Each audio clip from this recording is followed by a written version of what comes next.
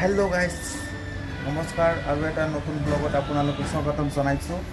আৰু আজিৰ video' start কৰিছোঁ মই ৰুমৰ পৰাই, আপোনালোকে চাই পাব।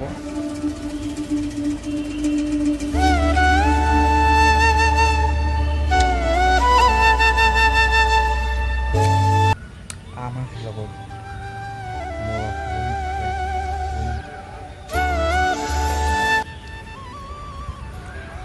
মোৰ বন্ধুৱে আম আনিছিল আৰু ৰুমত আছিলে, মোলৈ আহিছিল আৰু সি ভাত চাত বনাই আছে। মই আমখিনি লৈ গৈছোঁ, লৈ আহি